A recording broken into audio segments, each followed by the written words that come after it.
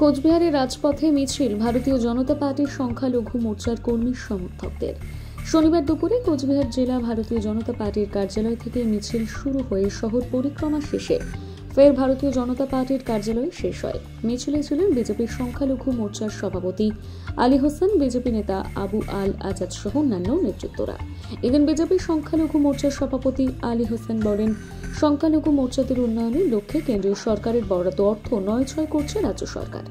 এমনকি 10,000 মাদ্রাসা তৈরি করার কথা থাকলে বাস্তবিত হয়নি। এর প্রতিবাদে আজকের এই মিছিল।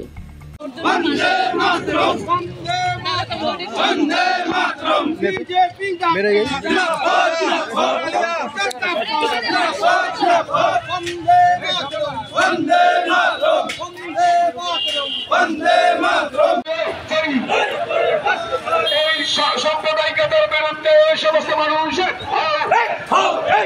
বিশৃঙ্খলার বিরুদ্ধে এই সমস্ত সংখ্যালঘু মানুষ, এই হিন্দু মুসলিম ভাই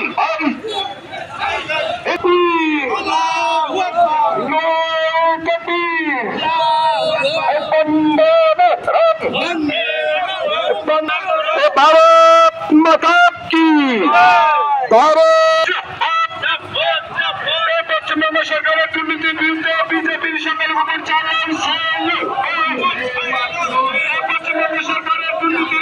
পার্টির সংখ্যালঘু মোর্চার পক্ষ থেকে কোচবিহার জেলায় বিজেপির সংখ্যালঘু মোর্চা আজকে আমরা বিক্ষোভ মিছিলে অবতীর্ণ হয়েছি।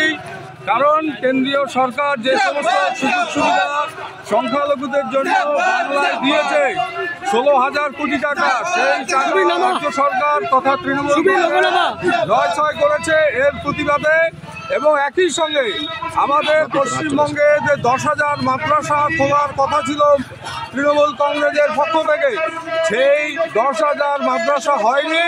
আমরা জবাব চাই, 10,000 মাদ্রাসা কোথায় গেল? তৃণমূল কংগ্রেস জবাব দাও। একই সঙ্গে পশ্চিমবঙ্গে যে ওয়াকফ প্রপার্টি আছে, ওয়াকফ প্রপার্টি সিবিআই তদন্ত দাবি করছি আমরা। এই দাবিতে আমরা মিছিলে আজকে আসছি। এবং নরেন্দ্র মোদী সাহেব উনি যে উন্নয়ন করেছেন, আমরা উন্নয়নের সঙ্গে আছি।